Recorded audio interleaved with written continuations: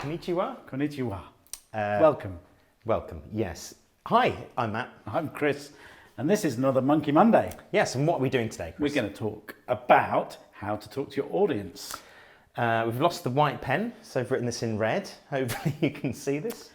So we've got 6 great tips to help you find your voice and how to talk to your audience. What's number 1, Chris? Number 1 is identify the audience you want. Great point. The common mistake many companies make when they look at their marketing and their communication is not to understand their audience. Or they think their audience is something. They might go, well, we mostly sell to 50-year-old women.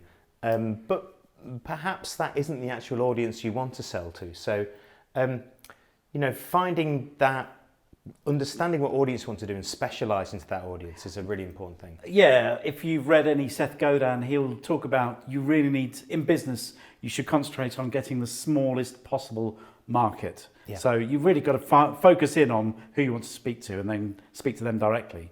And make it aspirational. It doesn't have to be that audience you're already selling to. So it could be once you identify what you stand for and what that specialism is, you may then discover there's a whole new audience over here that you actually will be communicating to. Yeah, and that moves on to number 2, which is align your beliefs. Yeah, this is one we talk about an awful lot, so check out some of our other vlogs about this. But basically find that cause, find something that they're going to relate to, and that is when you'll sell really well to them and you'll create relationships that make them become brand ambassadors for you. Yeah, so we're all on the same journey. You're all on the same journey with your potential clients. It's not a kind of them and us you're trying to force them to buy something. You're all trying to go on the journey together to create something better.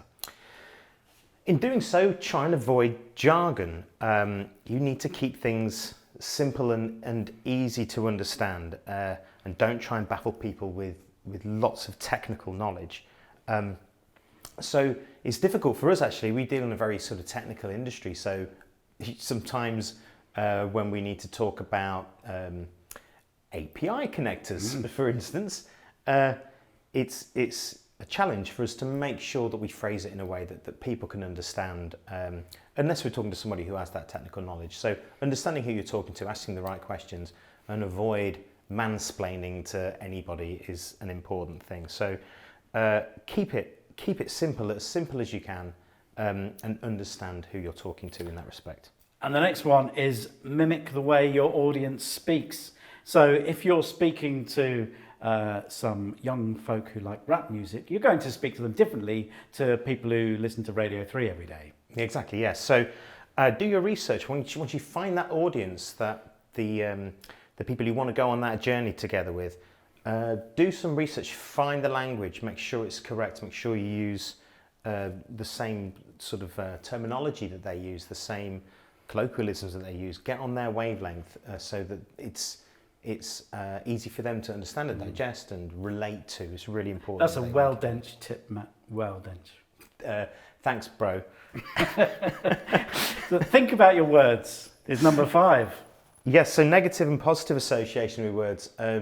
Even subconsciously, if you say, if somebody reads something, they could subconsciously go, this doesn't really feel right. This doesn't feel like something that I would really want to buy into. Really interestingly, we did one recently. We did some work for a company who are in the pregnancy sector, and they're a very clean environment, and they use the term sterile an awful lot, but that has a very different meaning for somebody who's pregnant. It can mean something completely not anything to do with how clean an environment is. So making sure that you're sensitive to that sort of terminology, make sure you're looking at any negative or positive phrases and try and make sure that you're not miscommunicating in that way. You might think it means one thing, but your audience might think it means something else. Yeah.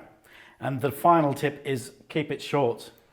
Yeah, it's sometimes tempting to provide as much information as you can through copy.